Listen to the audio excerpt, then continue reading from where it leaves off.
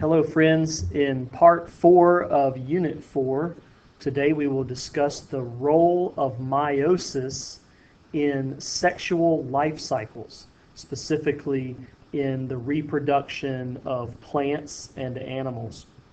We'll be covering pages 200 to 205 in the Campbell Biology in Focus textbook. So first, some background information. It's important to understand the difference between asexual reproduction and sexual reproduction. So for asexual, that's a single individual that is the sole parent, and that parent passes copies of all of its genes to its offspring. So the parent is producing offspring that are genetically identical to that parent. Examples of organisms that reproduce this way would be prokaryotes, bacteria, unicellular eukaryotes, like a paramecium or an amoeba or a euglena. Many plants are capable of reproducing asexually, at least some of the time, and a very, very few animals. I used the example of the hydra in an earlier lesson. The hydra uses a process called budding, which is asexual reproduction, to produce baby hydra. A clone is a group of genetically identical individuals that have been produced by asexual reproduction. Now, the disadvantage in reproducing this way is that the population will lack genetic diversity. So if you have a large number of organisms and they're all clones, they all have exactly the same DNA, if some new threat arises within that population, a new predator, a new disease, a new virus, if any one of those organisms is susceptible to that virus or to that new threat, whatever it is, if one of them is susceptible, they're all going to be susceptible, because all of the organisms will have the same genetic flaws, the same genetic weaknesses, because they're all genetically identical. So a population like that lacks genetic diversity, and therefore it cannot adapt easily when the environment starts to change. Sexual reproduction, of course, is where there are two parents and they each contribute genes, so the offspring will have a unique combination of genes from those two parents. When a species reproduces this way, the population has greater genetic diversity and therefore can adapt more easily to a changing environment. Today we're going to talk about life cycles. A life cycle is a diagram that shows how organisms move from one generation to the next, and how the processes of mitosis and meiosis are used throughout those generation to generation pathways. That'll make more sense when you see an example. I'm going to show you some examples of karyotypes. A karyotype is a photograph, essentially, that shows all of the chromosomes from a single cell of an organism. And the chromosomes are sorted by size and shape, so it's a convenient way to study the chromosomes and count the chromosomes.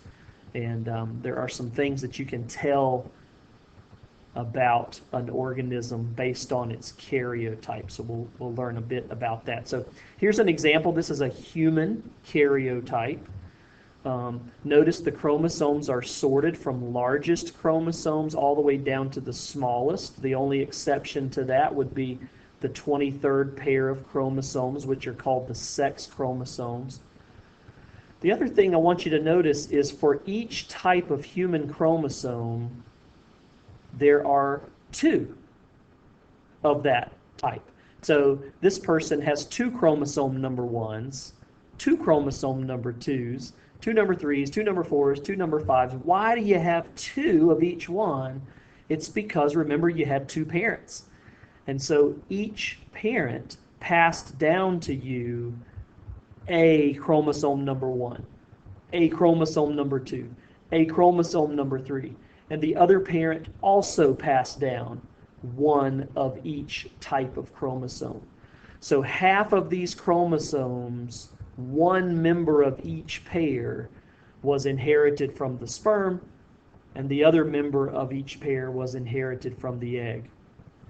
The other thing that's important to note here is that the 23rd pair of chromosomes, which is this pair right here, determines the sex of the child. So we refer to these as the sex chromosomes. And if both of them are X-type chromosomes, then this is a female. You notice it says human female right here.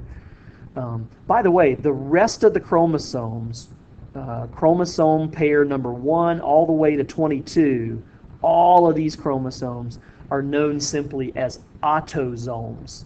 And they carry genes, they carry most of the genes that are passed down to us, but autosomes have nothing to do with maleness or femaleness. Now I'm going to shift the picture. Notice here we're going from female to male, and they don't look much different. The male karyotype, 2 of each chromosome, just like I said, all the way down to the 23rd pair. But notice for males, the 23rd pair of chromosomes is not a matched pair. It's one copy of the X chromosome and one copy of the Y. Females do not have a Y chromosome. Males have one X and one Y chromosome. So I mentioned just a moment ago that the 23rd pair, that would be this pair right here, those chromosomes are called the sex chromosomes. For humans, it's always pair number 23. And if it's XX, it's a female. X chromosome and Y chromosome makes a male. Autosomes are all the other chromosomes, the ones that don't have anything to do with being male or female. One of the terms that I mentioned a moment ago was life cycles. You're looking at 3 different life cycle diagrams which were presented to you in the text. And it can be a little overwhelming trying to figure out what all of this means. But the most important thing that I want you to get from the study of life cycles is I want you to understand how the animal life cycle is fundamentally different from the life cycle that plants use. And I want you to understand how the processes of mitosis and meiosis are used differently by animals and plants. Both animals and plants use mitosis and meiosis in their sexual life cycles. Both animals and plants, of course, are capable of reproducing sexually. Both animals and plants make gametes, sperm cells and egg cells. But the way mitosis and meiosis are utilized is different for plants and animals. And I think you'll understand that better after we've looked at some specific examples. So let's start with a great example of the animal life cycle. I'm using humans as my example because we're all familiar with ourselves. And notice in the human life cycle, life begins, of course, with one sperm and one egg. Those are gametes. And notice they are described as being haploid. Now we'll get to defining some of these terms later, but just know that a haploid cell has only one set of chromosomes. For humans, that's 23 chromosomes. In other words, a haploid cell is going to have half the number of chromosomes that would be in a typical body cell. So human body cells have 46 chromosomes per cell, but an egg cell only has 23. Ovum is just a fancy word for egg. The sperm cell only has 23. And the process of fertilization is when a haploid sperm fuses together with a haploid egg, ovum, and that process is called fertilization. And what does it produce? It produces a single diploid cell called a zygote. This is how your life began. Fertilization, one sperm, one egg, fusing together to make one diploid zygote. And for the last 15 or 16 years, you have grown from this one cell into a diploid multicellular adult. How did you do that? By lots and lots and lots and lots of mitosis. Because what did this cell do? It did prophase, metaphase, anaphase, telophase, cytokinesis, and it divided, right? And so there were 2 diploid cells. And then they did mitosis, 4 diploid cells, 8 diploid cells, 16, 32, 64. And you have been doing mitosis, growing and developing from a single diploid cell into the multicellular diploid organism that you are today. Now, when we say, like I just did, that you are a multicellular diploid organism, that means all of your somatic cells, all of your body cells, skin cells, liver cells, kidney cells, brain cells, you name it, they are all diploid. They all have 2 sets of 23 chromosomes or 46 chromosomes total. Even the cells in the ovary and the testes, those cells also have 46 chromosomes, at least they start out that way. But when your ovary cells, they're called primary oocytes, and when your cells in the testes, they're called primary spermatocytes, when those diploid cells divide, they do not divide by mitosis, but rather meiosis. Now, what does that do? It cuts the number of chromosomes in half. So the cell has 46 chromosomes, but when it divides by meiosis, it produces a cell with only 23. This is how women make eggs. This is how men make sperm, through the process of meiosis. And the last point that I'll make here is, notice that in the human life cycle, the animal life cycle, and this includes humans, mitosis is used to grow, to repair damage, healing is mitosis, to replace lost cells, we call that tissue renewal. All of those functions are carried out by mitosis. But the only function in animals, the only function of meiosis is to make haploid gametes, sperm cells and egg cells. In animals, mitosis occurs throughout the body, but meiosis only occurs here, in the gonads, the ovaries, and the testes, whichever you happen to have in your body. Meiosis only happens in the testes and ovaries. That's the animal life cycle. Now, notice the plant life cycle is similar. It involves sperm cells and egg cells fusing together to make a diploid zygote. So some of it's the same.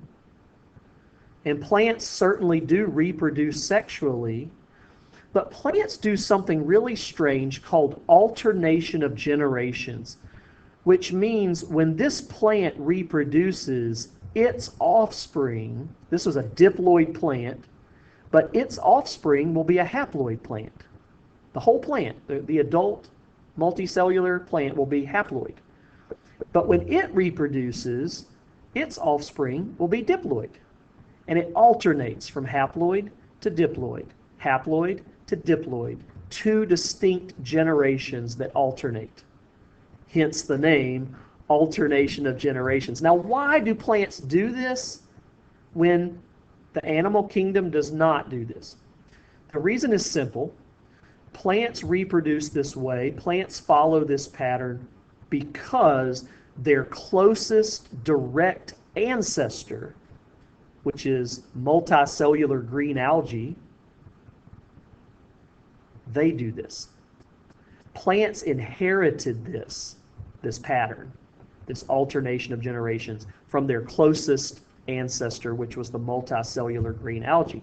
So let's look at the reproductive life cycle of a multicellular green algae. What you're looking at, this little green squiggly thing, is what you probably would commonly refer to as seaweed if you saw it washed up on the beach. It is a marine multicellular green algae, so it lives in the ocean. It's kind of plant-like. Technically, this is not a plant. Again, it's a type of algae, but it's certainly a close relative of plants. And multicellular green algae like this were the direct ancestor to modern land plants.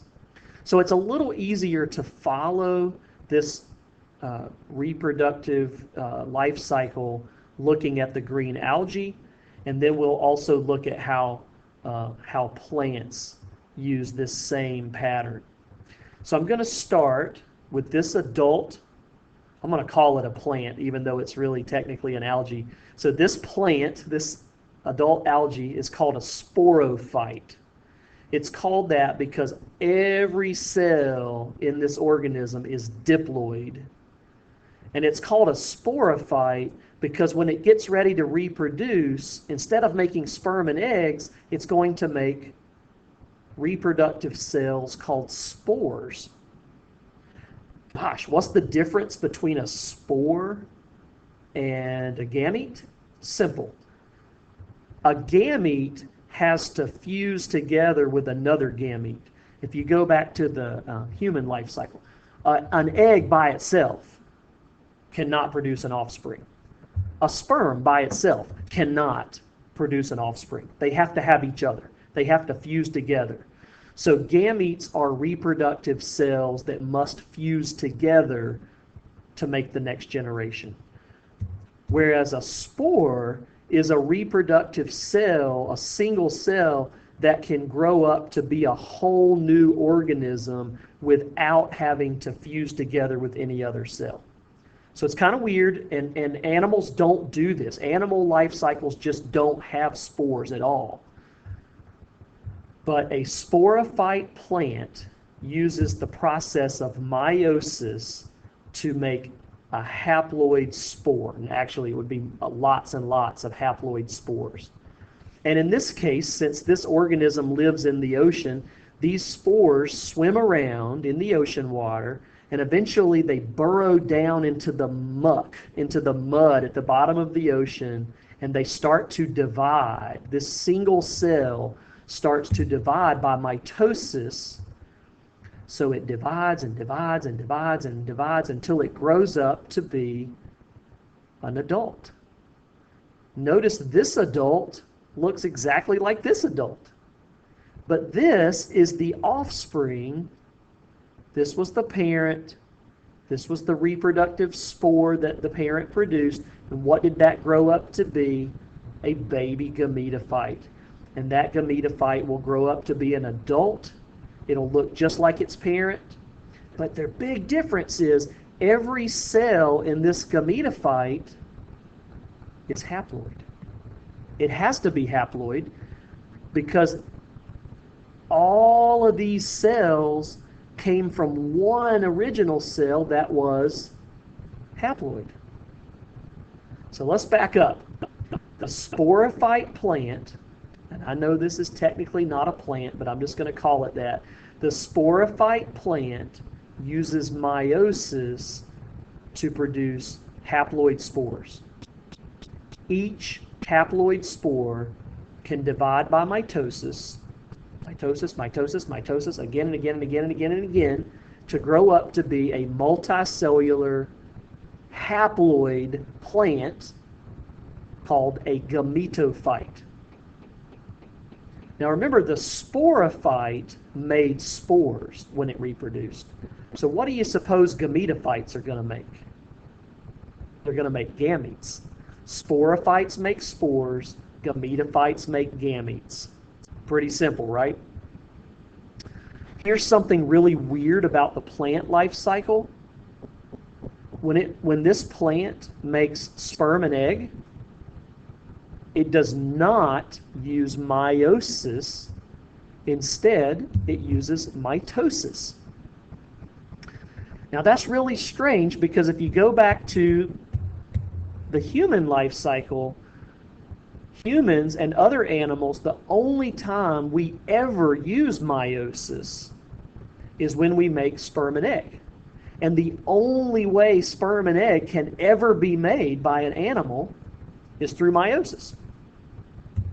Not so with plants. Plants use meiosis to make spores and mitosis to make gametes. Now, why is that?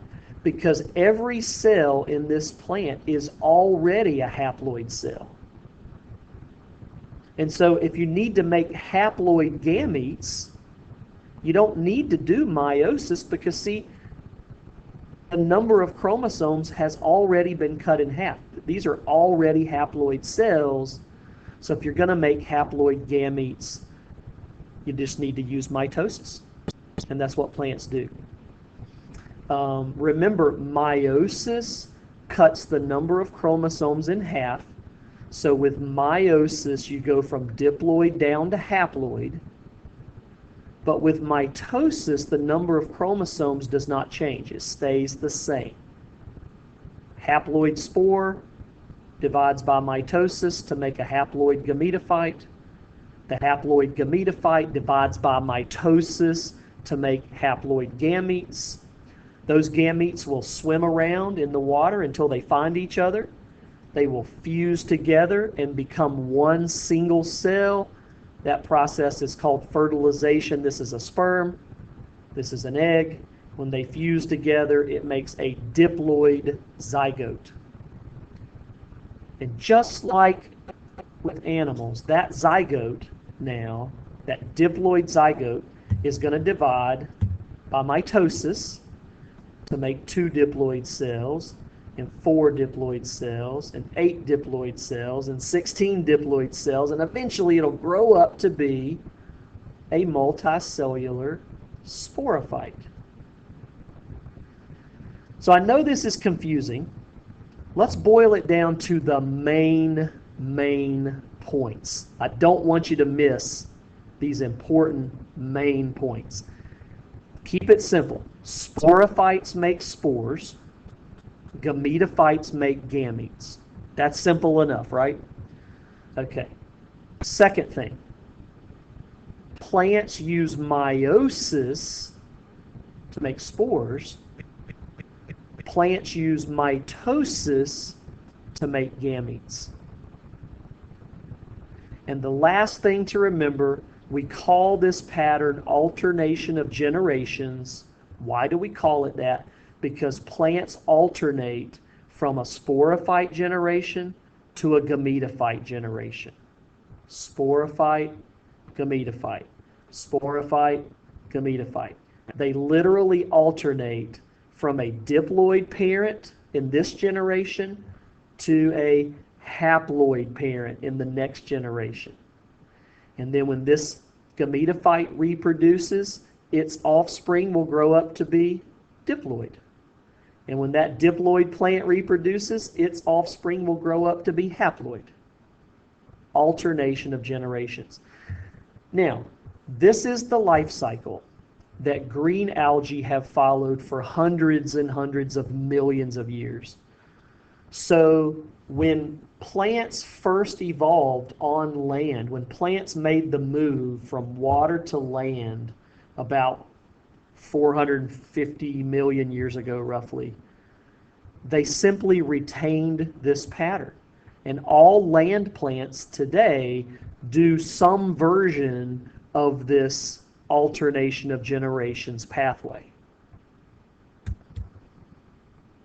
By the way, before I leave this slide, let me give you your extra credit phrase that pays. Plants use mitosis to make gametes. Plants use mitosis to make gametes. Now, Here is the life cycle of a moss. Just imagine you're at a riverbank and you're looking at the bank of the river. Maybe there's some rocks that stick out of the riverbank, and you see some green carpet-like kind of fuzzy plants growing right at ground level. We all know what moss looks like. Well, moss is a plant. It belongs to a category called non-vascular plants. They don't grow up tall like other plants. They just kind of stay at the ground level. And it's one of the simplest forms of land plants. So it's pretty easy to pick out the alternation of generations pattern when we look at the moss life cycle. So first of all, the green carpet-like fuzzy part of the moss, that moss plant is the gametophyte generation. So inside the little green leaves, very tiny little fuzzy leaves of this moss, mitosis is used to make sperm cells and egg cells. And in these plants, these really simple non-vascular plants, they do not produce pollen. So the sperm cannot be delivered by wind or insects. The sperm cells are flagellated. They have to swim to the egg. You see the egg is right down at the base of the leaves, and so the sperm cells will have to swim down this little space until they find the egg. So what that means is moss can only survive in relatively moist environments. They have to have a lot of rainwater or heavy dew. They have to have some water so that their sperm cells can swim to the egg. The sperm and the egg are made by mitosis. When the sperm fertilizes the egg, it makes a diploid zygote. And that diploid zygote grows up by mitosis to produce this little brown, grayish colored stalk. This is technically a separate plant, even though it's attached to the gametophyte.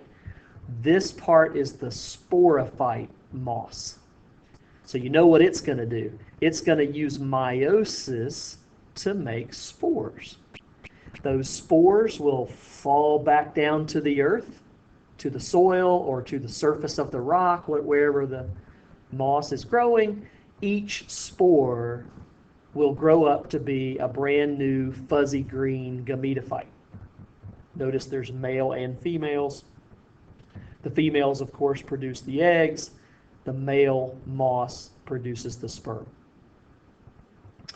In the non-vascular plants, we say that the gametophyte generation is dominant because when you think of a moss, the green fuzzy stuff that you picture in your head, that's the gametophyte generation. Most people have never even noticed the sporophyte generation of moss. You only see these little sporophytes in the spring for maybe a couple of weeks, and then they die and they fall off after reproduction. So this is what you think of as a moss, the gametophyte generation. Now a fern, most of us are familiar with ferns. Ferns are seedless vascular plants. So unlike a moss, a fern does have stems, and they do have xylem and phloem, and so they can grow up off the ground, and so they're somewhat more sophisticated than mosses, but they still do not produce pollen, and they still do not produce seeds or fruit. So they're relatively primitive. We call them seedless vascular plants. Now the green leafy part of a fern, what you think of as a fern, when you picture a fern in your head, that's the sporophyte generation. So if your mom has one of those hanging baskets with a fern, a lot of people have them hanging on their front porch, that's the sporophyte fern. And underneath the leaves are little bumps. Sometimes they're kind of brownish colored bumps on the underside of the leaves. Those little bumps are called sporangia. And what they do is inside those little sporangia, the process of meiosis makes spores, microscopic single-celled spores. And those spores fall out of the leaves and they land on the soil, and each spore grows up by mitosis to make this. Now, you've probably never seen this, but in fact, I know you haven't seen this before. This little heart-shaped plant is so tiny it's almost microscopic. Like you could just barely see it with a naked eye. This is the gametophyte fern. It has female parts and male parts. Inside the female part, mitosis produces an egg, and inside the male part, mitosis produces sperm and egg made by mitosis, because we're talking about plants. Remember, meiosis makes spores. Whenever a sperm fertilizes an egg, it makes a diploid zygote, and that diploid zygote grows up to be a brand new leafy adult sporophyte. Just like with the moss, the sperm that's released by this little gametophyte fern, the sperm has to swim. It has flagella, and it has to swim, so there's got to be water. That's why you don't see ferns growing in dry climates. Ferns are usually in a dense forest where it's kind of shaded and it's moist, and there's enough moisture on the leaves to allow the sperm cells to swim to find the egg. So you only find mosses and ferns in fairly damp climates. That's the reason. So which generation is dominant in ferns? When you think of a fern, do you think of a big green leafy plant, or do you think of a tiny heart-shaped, almost microscopic plant? Of course, you think of this, right? You think of the sporophyte. So in mosses, the gametophyte generation is the dominant generation. But when plants evolved to be seedless vascular plants like ferns, that trend shifted, and the dominant generation became the sporophyte generation. That trend has continued through plant evolution all the way up to the most modern, most sophisticated plants of all, which are the flowering plants. And we'll get to those in a minute. What's happened through millions of years of plant evolution is the sporophyte generation has become more dominant and larger and more complex, while the gametophyte generation has evolved to get smaller and smaller and smaller.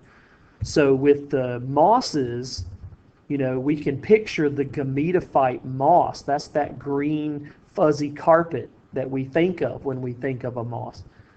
But when we get to the ferns, most people have never seen a gametophyte fern, because you'd have to have a microscope to see it, and you'd have to know where to look. So the gametophyte generation has evolved to get smaller and smaller and smaller.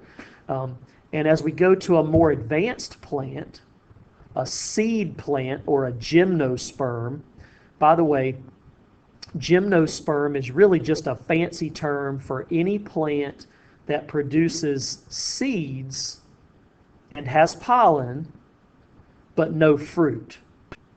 So gymnosperms do not produce a flower, and they do not produce a fruit, but they do produce pollen, and they do produce seeds. So a really good example of a gymnosperm would be a pine tree. We have lots of those around here in the sandhills. Once again, the sporophyte generation is the dominant generation. When you picture a pine tree in your head, the trunk and the roots and all of the pine needles and the pine cones, both the female cones and the male cones. Did you know that there's two different kinds of pine cones? The ones that you think of as pine cones, the ones that you have to pick up in your yard before you mow, those are the female cones. But pine trees also have male cones, and you only see them in the spring when the pollen is coming out, and they kind of look kind of purplish. After they dump all of their pollen, they kind of go from a purple color to a brown color, and then they fall off. Very, very tiny, but this is where the pollen comes from. It's the male cone. All of that whole tree, that's the sporophyte generation. And you really, really, really got to know where to look to see the gametophyte generation. The gametophyte generation of a pine tree, if we're talking about the male gametophyte, where the sperm cells are produced, it's the individual pollen grains. Each little speck of yellow pollen, you think about the millions and millions and millions and billions and trillions of pollen grains that are released every spring. It gets all over our vehicles. It gets all over our front porches.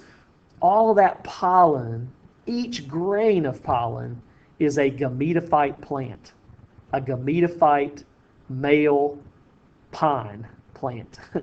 And it seems crazy to think of a grain of pollen as being a plant, but technically it is.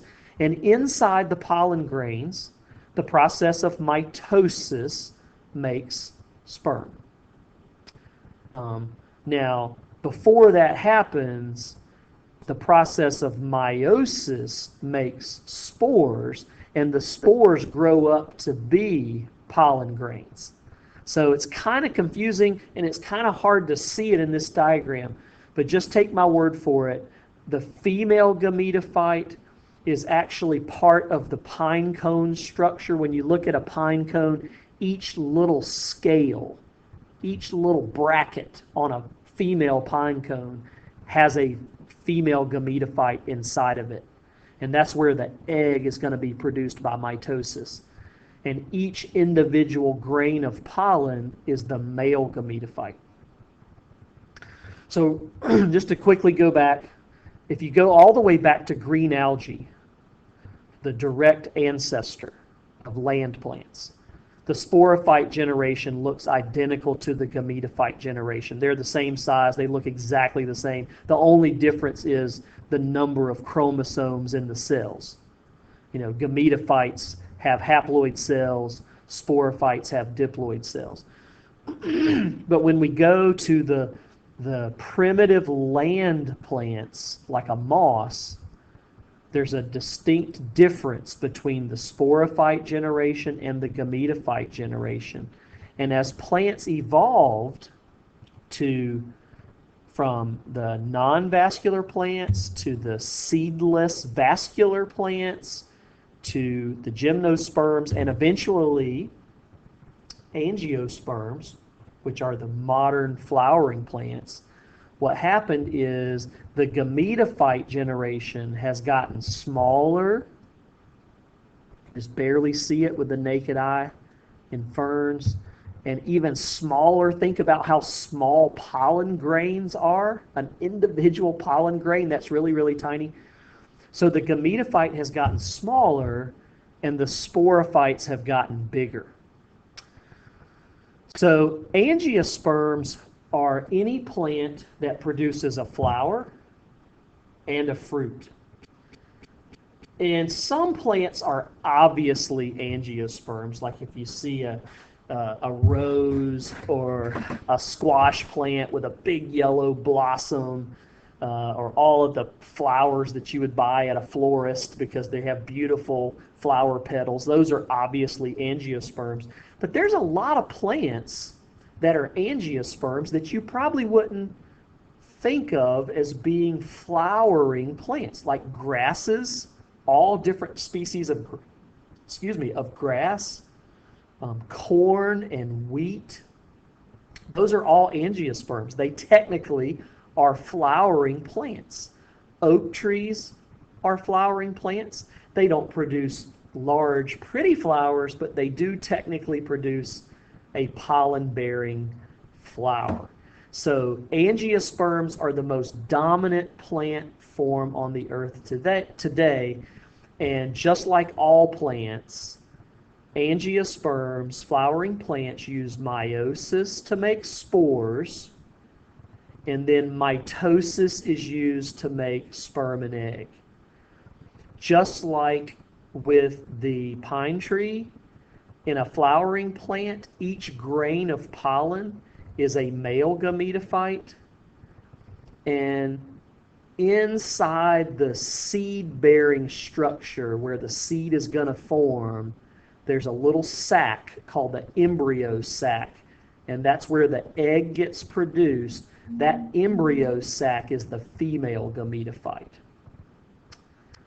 So the female gametophyte makes the egg, the male gametophyte makes the sperm, and we can see that the sperm are actually made inside the pollen grains, and the sperm are actually going to fertilize that egg to make a zygote. That zygote will become a seed, and that seed will sprout to grow the next generation of plants. So, to recap, animals use meiosis to make gametes. The only place meiosis ever happens in the body of an animal is in the gonads. But plants, let's back up here. Plants use meiosis to make spores and mitosis to make gametes. And plants alternate between a sporophyte generation and a gametophyte generation. Over millions of years of plant evolution, the gametophytes have gotten smaller and the sporophytes have gotten larger. A pine tree is a sporophyte, and it's very difficult to even see the gametophytes because they're tiny, tiny, tiny. Same thing with flowering plants. The whole plant is the sporophyte, and the gametophytes are really tiny. Okay, so animals use meiosis to make gametes. Fungi, I didn't talk much about fungus, but fungi life cycles are similar to plant life cycles in that meiosis makes spores and mitosis makes gametes. And the reason I didn't talk about that in much detail is I didn't want to confuse you, but basically the difference between a fungus and a plant is that the fungus doesn't alternate between a sporophyte and a gametophyte generation. So it's not quite as specialized as the plant life cycle. But the alternation of generations, that's in the plant life cycle. Spores grow up to be haploid gametophyte plants. Those gametophyte plants produce sperm and egg, which form a zygote. The zygote grows up to be a sporophyte plant. In plants, meiosis always makes spores, and mitosis always makes gametes. And that is a convenient place for us to stop. So make sure you email me the extra credit phrase that pays. The first 10 to email that to me get some extra credit, and I hope you have a great day.